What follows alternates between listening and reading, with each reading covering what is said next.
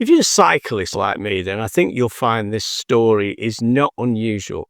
So I'm on an 80-mile event around Cheshire in the UK, and I was really suffering. It was a little bit beyond me. And I had my head down and I was pushing through, and you know that feeling. However, I've done this in the past at events. I noticed the people who were passing me seemingly quite happy with themselves, not suffering. And some were considerably bigger than me. Led me to believe in a saying that I created, which is there's no correlation between size and fitness. And this isn't scientific fact, and I've got only my own data, but we often believe that the opposite is true. Maybe it's just me, but I don't find this is the case, not in the real world. If we went along with the norms, surely we'd see all the slender cyclists coming in first across the line, and they would generally get bigger and bigger as the event goes on. This isn't the case. If you're in the Quit Your Diet program, then it matters, because maybe we can see that what binds health and wellness to weight isn't as strong as we thought.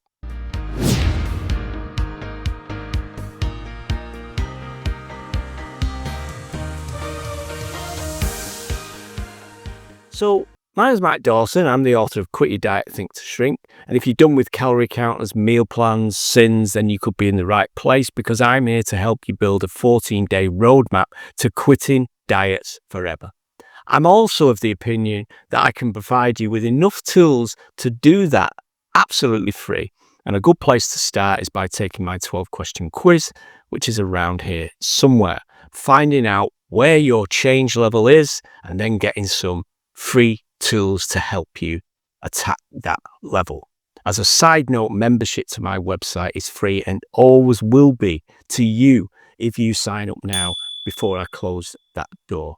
So after telling you the story at the beginning, I need to offer the full disclaimer and say that my advice is the very last advice you should consider in matters of health and well-being above most people, including medical professionals. That's absolutely paramount.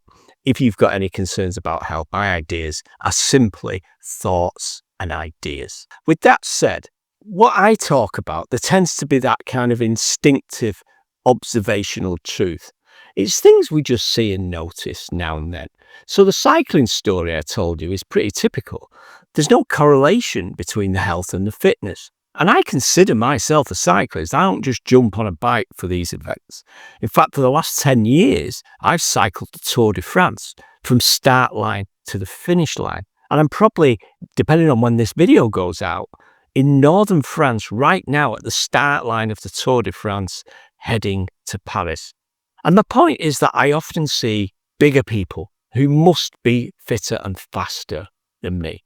I'm not advocating being overweight as an answer, but I am suggesting that we could loosen that link between size and fitness a little bit. It sounds like old news to me to say that diets are often an indicator of weight gain, not loss. And that's why I came up with a different way in my book, Quit Your Diet. It's not about simply falling off the wagon, walking away, but it's designed to provide a series of tools that have been tried and tested with millions of change agents. In my program and book, I wanted to do something that surprisingly isn't that radical.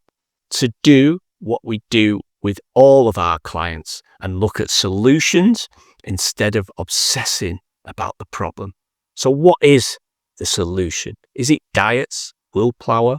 Is it Slimmers Club and their Slimmers of the Year? I didn't think so, because it's never been the answer after dealing with people and change for decades. Instead, we looked at the solution and it's staring us in the face. Surely those non-dieters have the answer, because they don't diet. They remain fairly stable in their weight. They don't obsess over food, diaries, calories. You know, imagine asking any non-dieter what they weighed this morning, what their calorie goal is for the day, whether they have a food diary or not. Of course, you know the answer to those questions, but it's easy to say it's okay for them. But I'm not so sure. I'm not going to repeat myself here, because you already know the cost of chasing the diet and focusing on the problem, the obsessions, the guilt. the time, the energy it takes. If you're drinking too much, I'd have never suggested a booze diary and low alcohol beer, not least a low alcohol beer with my logo on it.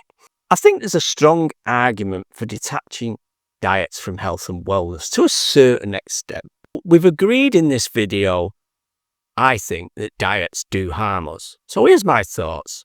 Suppose you could quit your diet, as we've all done in some form or other before, but this time it's different, and this time you're quitting forever. There's a big difference here, because in my book and course you'll find a roadmap to where you go next.